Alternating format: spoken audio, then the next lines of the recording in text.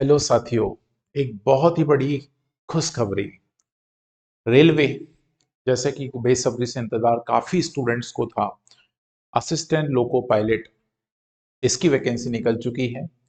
आपको जैसा कि पता है 5 साल पहले हमने इस वैकेंसी को देखा था और ठीक 5 साल बाद हम लोग ये कहीं ना कहीं वैकेंसी देख पा रहे हैं। और इलेक्शन का जैसा कि दौर है, आप सभी को पता है 2024 इलेक्शन का समय है। तो ऑब्वियस सी बात है, भर भर के वैकेंसी आना ही है। ये तो प्रेडिक्टेबल है ही। ठीक है, अब देर आए दुरुस्त आए, शुरुआत तो हो चुकी है। तो हमको भी अपने आप को शुरुआत दे देनी है। तो आज के इस वीडियो में मैं आपको बताने वाला हूँ एएलपी में कैसे फॉर्म भरना है, कौन कौन लोग फॉर्म भर सकते हैं, इसका क्राइटेरिया क्या है, उम्र सीमा कितनी है, इंपॉर्टेंट वो भी है क्योंकि 5 साल में आधे लोग तो बाहर हो चुके होंगे। ठीक है, क्योंकि हर साल वैकेंसी नहीं आ रही है। अब ये नहीं पता कि ज्वाइनिंग कब आएगी, लेकिन हाँ, फॉर्म तो आ चुका है। तैयारी शुरू कर दीजिए आप, क्योंकि आपको अपने अंजाम तक पहुंचने के लिए तैयारी शुरू करना पड़ेगी। ठीक है, तो आइए कुछ इंपॉर्टेंट चीजें जो इस पूरे नोटिफिकेशन में छुपी हुई हैं उसकी चर्चा हम लोग आज इस वीडियो में करने जा रहे हैं। मुझे मालूम है आपने कई सारे वीडियोस ऑलरेडी देख चुके हैं, लेकिन मेरा भी दायित्व बनता है कि मैं कुछ हाईलाइटेड पॉइंट्स आपसे जरूर साझा करूं। राइट, तो चलिए शुरू करते हैं हमारे सेशन को। सबसे पहले बात करते हैं opening date of application. Right, या हम इसको देखते हैं, ये नंबर जरूर आप ध्यान से रखिएगा। एम्प्लॉयमेंट नोटिफिकेशन CEN नंबर 1/2024, ये जरूर याद रखिएगा। Recruitment of assistant loco pilot, जिसे हम शॉर्ट में ALP के नाम से जानते हैं, ये हमारी ALP की रिक्रूटमेंट प्रोसेस है।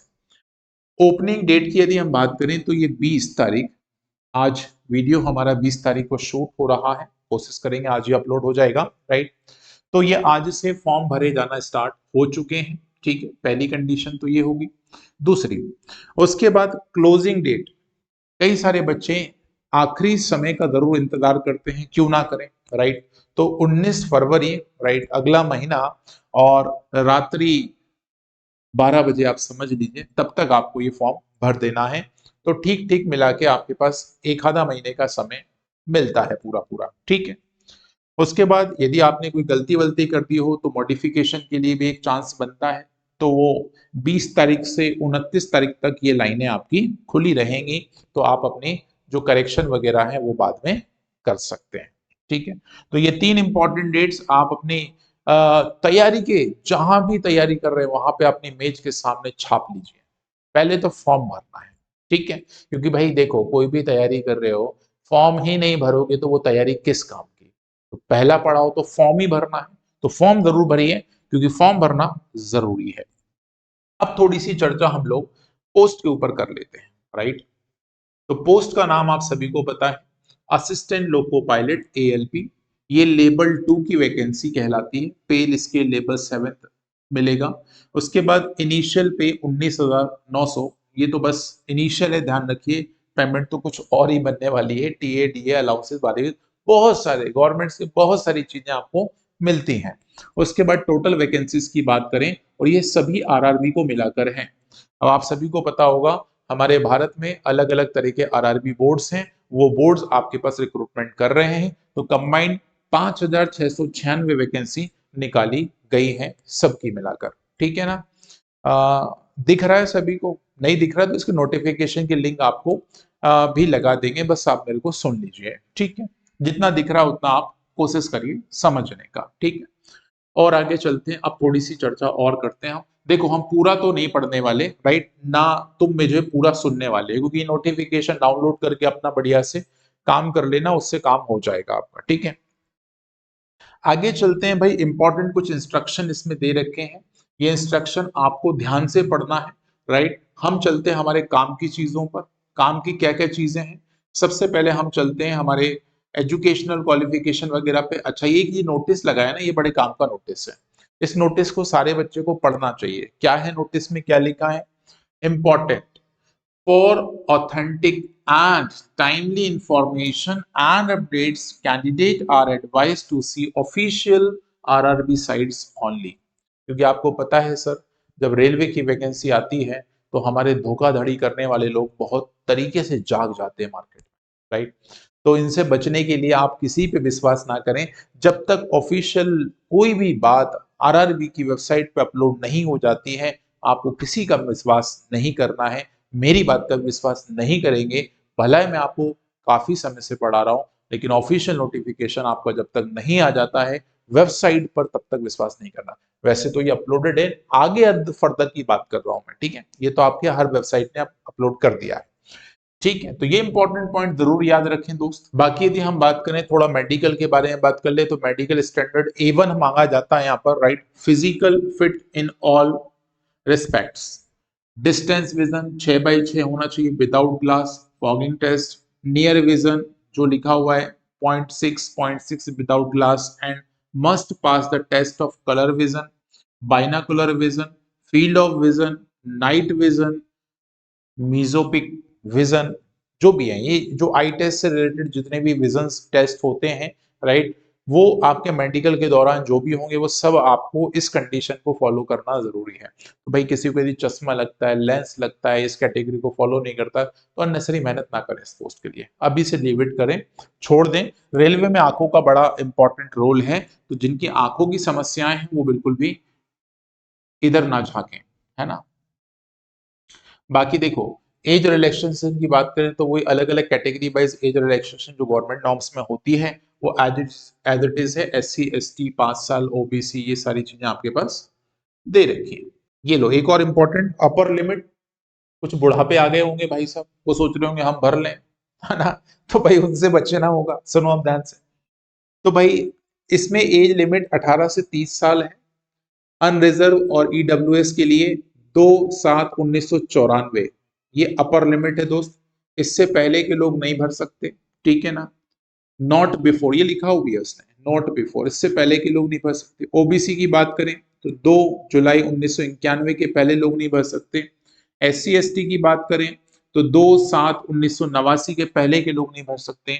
बाकी ये ऑल कंडीशन है 1/7/2006 ऑल कैंडिडेट, नॉट आफ्टर, इसके बाद नहीं होना चाहिए, 2006 के बाद वाले लोग भी नहीं भर सकते। तो एक बाउंडेशन दे रखी है, तो बाउंडेशन हमारे पास 2006 के बाद वाले नहीं आ सकते, और ये अलग कैटेगरी वाइज उसने प्रॉपरली मेंशन किया है। ये एक बहुत अच्छी बात है, नहीं तो बच्चा आधा से यही परेशान होता सर मेरे 2 महीने रह गए कि 3 महीने रह गए, कब से मेरे को काउंट करना है क्या नहीं। वो एक लास्ट में डेट देते कि हम इस डेट से क्लेरिफाई करेंगे, इससे हम मेंशन करेंगे, तो वो चीज इसमें थोड़ी सी बच गई है इस बार, ठीक है। ये अच्छा किया ना, डिटेल में दिया है सारी बात। कमाई का सबसे बड़ा जरिया हर एक गवर्नमेंट विभाग का, सबसे पहले तो नोटिफिकेशन से कमाई होती है दोस्त, भर भर की कमाई होती है। पिछले साल भी कई करोड़ रुपए हमारे रेलवे विभाग से जो रिक्रूटमेंट के माध्यम से आया था पैसा, वो जरूर खूब दबा के गवर्नमेंट के पास आया है, राइट। चलिए फीस भी अच्छी खासी लेते हैं, ऐसे नहीं कि थोड़ी बोली, हाँ ये फीस के मामले में भैया तगड़ी फीस लेते हैं। 500 रुपए फीस से देख रहे हो आप जनरल कैटेगरी में, right, for all candidates except category जो भी आगे लिखी हुई है, राइट। तो 500 रुपए fees, amount 400 shall be refund duly, bank charges no appear in the on appearing in the first day CBT। कह रहे हैं कि 400 रुपए आपको वापस कर देंगे यदि आप पहली जो फेस में यदि आप अपियर हो जाते हैं तो, राइट। अब वो तो पता नहीं कितने लोग अपियर होते हैं कितने नहीं होते, कुछ लोग नहीं हो पाते, राइट। एनीवे आगे चलते हैं। SC ST के लिए 250 रुपए आपके पास दी रखी है फीस, 250, राइट। और इसमें बोला है this fees 250 shall be refund duly deducting the bank charges as applicable on the appearing in the first stage CBT। और आप यदि पहला एग्जाम दे देते हैं तो आपकी ये फीस भी रिफंड कर दी जाएगी। अब जब रिफंड ही करना है तो भैया ले काय को रहे हो, थोड़ा तो दिमाग लगाओ। बाकी वैकेंसीज तो लेती नहीं है, लेकिन हाँ हमारी ये मुद्दा बनाना काम नहीं है, लेकिन हाँ मैं आपको बस ये कह रहा हूँ कि भाई ये फीस है, बस ये मान को रख लीजिए, ठीक है। आगे चलते, अब आता है एक और इम्पोर्टेंट पॉइंट जिसमें आप देख पा रहे होंगे रिक्रूटमेंट प्रोसेस। ये जानना बहुत जरूरी है, रिक्रूटमेंट प्रोसेस जानना बहुत जरूरी है, right. The candidate can apply only one RRB, important है, आप किसी एक RRB से ही फॉर्म भर सकते हैं, सबमिट कर सकते हैं, right. Only one online application have to be submitted, ठीक है। Recruitment process followed by the different 5 stages. Total 5 stages हैं। ये 5 कौन कौन से स्टेजेस हैं? तो फर्स्ट स्टेज में आपके पास CBT 1, right. CBT 2 second stage है, राइट। फिर computer based aptitude aptitude test CBAT जिसे हम कह सकते हैं, डॉक्यूमेंट वेरिफिकेशन है, फिर मेडिकल एग्जामिनेशन है। तो टोटल मिला के 5 स्टेजेस आपको मिलने वाले हैं। 5 फेज से गुजरना पड़ेगा यदि एक सरकारी नौकरी आपको चाहिए। ठीक है। अब IAS लेवल की तैयारी करवा रहे हैं ये लोग भी हम लोगों से, राइट। पहला प्रीलिम्स दो, फिर मेंस दो, फिर रिटन राइटिंग दो, डॉक्यूमेंट वेरिफिकेशन कराओ, फिर इंटरव्यू के लिए आ जाओ। मतलब हर प्रोसेस अब हर एग्जाम में आ रही है, तो आसान बिल्कुल भी नहीं है मेरे भाई। आपको लग के मेहनत करना पड़ेगी तब जाके सिलेक्शन होने वाला है। ठीक है, आगे चलते हैं। अब स्टेज 1 की यदि हम थोड़ी सी चर्चा कर लें तो भाई स्टेज 1 में आपके पास क्या है? तो CBT 1 एंड CBT 2 जो आपके पास है, right, based on computer based होंगे। पहली वाली कंडीशन तो यही है। CBT 1 shall not be counted while the preparing the final panel।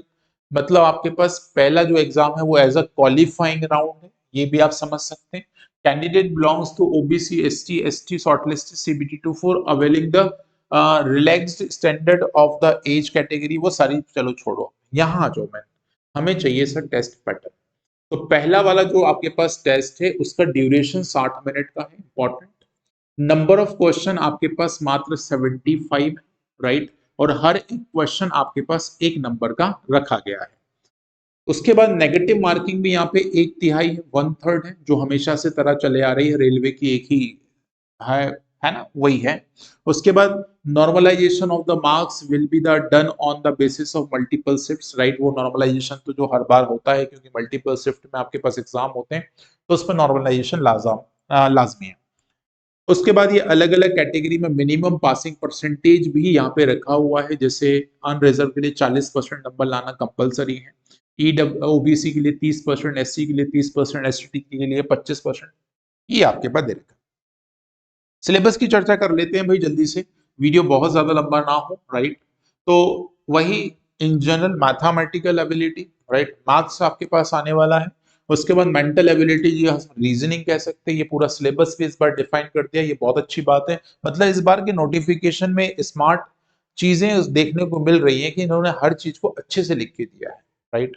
चलो उसके बाद हम चलें तो जनरल साइंस है, ध्यान रखिएगा साइंस पूछ रहा है जिसमें हम फिजिक्स केमिस्ट्री और बायोलॉजी, हम लाइफ साइंस जिसे कह सकते हैं, और जनरल अवेयरनेस आपके पास है। तो ये टोटल 4 सेक्शन आपके पास CBT 1 के लिए है। CBT 2 की यदि हम बात करें तो फिर से सेक्शन वही है, बस लेवल थोड़ा बहुत बढ़ने वाला है और कोई चेंज नहीं है CBT 2 के लिए। तो CBT 2 का जो एग्जाम है वो थोड़ा सा लिटिल बिट डिफिकल्ट होने जाएगा, ये बात तो फिक्स है। देखो CBT 2 shall be comprised of 2 part, right? Part A and Part B. Total duration 2 hours, 2 घंटे का एग्जाम है, एंड 30 मिनट मतलब 2.5 घंटे, और 175 सवाल आपके पास आने वाले हैं। जिसमें पार्ट 1 90 मिनट का है जिसमें 100 सवाल पूछे जाएंगे, और पार्ट B 60 मिनट का है जिसमें 75 सवाल आपके पास पूछे जाएंगे। तो टोटल मिला के 175 सवाल आपके पास है, और आपके पास 2.5 घंटे का समय ये लोग दे रहे हैं। ठीक है।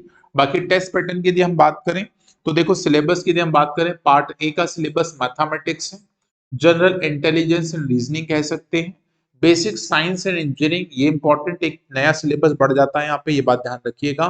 और पार्ट बी का जो सिलेबस है, part B is only qualifying test in nature, ये बात ध्यान रखिएगा। पार्ट बी क्वालिफाइंग नेचर का टेस्ट है, right, from the various syllabus prescribed in directorate general training DGT। मतलब आप जो भी ट्रेड से, क्योंकि इसमें अब ट्रेड की जरूरत पड़ेगी, क्योंकि इसमें स्पेशलाइज सब्जेक्ट की जरूरत पड़ेगी जिस भी ट्रेड से आप हो, राइट। जैसे मैकेनिकल ट्रेड वाला है, कोई फिटर ट्रेड वाला है, जिसने ITI करी है वो किस ट्रेड से करी हुई है, तो इसमें बहुत सारे क्राइटेरिया लगा हुआ है। ठीक है, तो उस क्राइटेरिया को हमें फुलफिल करना पड़ेगा। चलिए अब हम बात कर लेते हैं तीसरे राउंड की। तो तीसरे राउंड में आपके पास जो है वो कंप्यूटर बेस्ड एप्टीट्यूड टेस्ट है, जिसमें 8 गुना कैंडिडेट को ये लोग सिलेक्ट करने वाले हैं सेकंड राउंड के बाद। ठीक है ना, अलग अलग इसमें भी आपके पास कंडीशन लगी हुई है, इसको आसानी से पढ़ो। इसको हम एक ऐसा भी कह सकते हैं, एक साइकोमेट्रिक टेस्ट के नाम से भी हम लोग इसको जानते हैं। तो यहाँ पे हमारा जो थर्ड राउंड है वो साइकोमेट्रिक टेस्ट एक टाइप से, राइट, ये आपके पास इसमें लिखा भी है उसने। वर्टाइसेस, इसके अंदर आप पूरा जाके इसकी प्रोसेस समझ सकते हैं, ठीक है ना। ये पूरा प्रोसेस आपके पास साइकोमेट्रिक का बन जाता है और फाइनल डॉक्यूमेंट वेरिफिकेशन हो जाएगा और फाइनली आपकी लिस्टिंग हो जाएगी और आप सिलेक्ट हो जाएंगे। बस ऐसी कुछ कंडीशन है। ये डिफरेंट आरआरबीज हैं, आप इन आरआरबीज को ध्यान से जरूर देख लीजिएगा। जिस आरआरबी में आपको भरना हो या जिस आरआरबी के अंडर में आप आते हैं, आप कोशिश करें वहीं से भरें। बस लास्ट एक इंपॉर्टेंट पॉइंट और सुन ले बड़े ध्यान से। जैसे कि आप सभी को पता है, जो पोस्ट का नाम है वो असिस्टेंट लोको पायलट। लेवल यदि हम बात करें तो ये 2 है। पे स्केल की बात करें तो 19,900 है। मेडिकल का स्टैंडर्ड A1 है, राइट। बाकी ये जरूरत नहीं है। हाँ, मिनिमम क्वालिफिकेशन आप जरूर ध्यान से पढ़ लीजिएगा इस नोटिफिकेशन में। मैं इस पॉइंट को हाईलाइट करना चाहता हूं आपके साथ, राइट। और इसमें क्या क्या चीजें हैं तो दोस्त, इसमें सबसे मेन वही 10वीं होना तो ये कंपलसरी है, पहली कंडीशन तो ये। उसके साथ साथ यदि आपने आईटीआई वगैरह की है किसी भी ट्रेड से, ये अलग अलग तरह की ट्रेड आपके सामने यहाँ पे लिखी हुई है। इक्विवेलेंट टू इंजीनियरिंग भी हो सकती है, राइट। कुछ लोग मैट्रिकुलर करके, राइट, कुछ लोग मैट्रिकुलर करके, ये अलग अलग और भी condition plus courses completed at the apprentice यदि किसी ने किया है, ट्रेड मेंशन अब जो मेंशन ऊपर की गई है, राइट। उसके बाद matriculate SSC plus 3 years of diploma किसी ने किया हुआ मैकेनिकल, इलेक्ट्रिकल, ऑटोमोबाइल इंजीनियरिंग। उसके बाद combine of the various stream of these engineering discipline from the recognized institution lieu of ITI, right. Degree can be the engineering discipline as above also accepted in lieu of the diploma in engineering। तो आपके engineering के students भी इन पूरी कहानी को भर सकते हैं। तो आई थिंक मुझे लगता है ये पूरा नोटिफिकेशन जो मैंने आपके साथ साझा किया है ये सफिशिएंट है। बाकी ये जोन वाइज अलग अलग वैकेंसी है, कौन से जोन में कितनी वैकेंसी निकली हुई है उसकी जानकारी भी इन्होंने प्रॉपर चार्ट में दे रखी है। जैसे अहमदाबाद की बात करें तो हमारे पास ये अलग अलग टोटल 238 वैकेंसी यहाँ पर है। हम जो इम्पोर्टेंट बात की बात कर रहे हैं, जैसे हम मध्य प्रदेश रीजन से हैं तो हम जनरली भोपाल रीजन की बात करते हैं। तो वेस्ट सेंट्रल रेलवे और वेस्ट रेलवे की बात करें तो इसमें टोटल 219 और 65 वैकेंसी यहाँ पे दिखाई देती हैं अलग अलग कैटेगरी वाइज यदि हम बात करें तो होप सो आपको ये पूरा डिटेल नोटिफिकेशन आपको समझ आया होगा या बात करके मेरे से बहुत सारी चीजें समझ आई होगी। बाकी मैं आपको एक ही चीज कहूंगा, यदि आप मैथ्स और रीजनिंग की अच्छे से तैयारी करना चाहते हैं तो आप maths by Anil sir YouTube channel पर प्लेलिस्ट में जाइए, एप्टीट्यूड और रीजनिंग नाम से। आप उसमें बढ़िया से एएलपी लेवल का हर एक कंटेंट बहुत ध्यान से पढ़ लीजिए। 100% आपको सिलेक्शन दिलाएगा, चाहे वो सीबीटी 1 का एग्जाम हो चाहे वो सीबीटी 2 का एग्जाम हो। तो हर तरह से आपको ये maths by Anil sir YouTube channel support करने को तैयार है। जुड़े रहिए maths by Anil sir YouTube channel के साथ। यदि कोई जानकारी छूट गई हो, कोई जानकारी आपको और चाहिए हो तो प्लीज कमेंट बॉक्स में जरूर टाइप करके बताइएगा। अंत तक मुझे सुनने के लिए आप सभी का धन्यवाद। Thank you.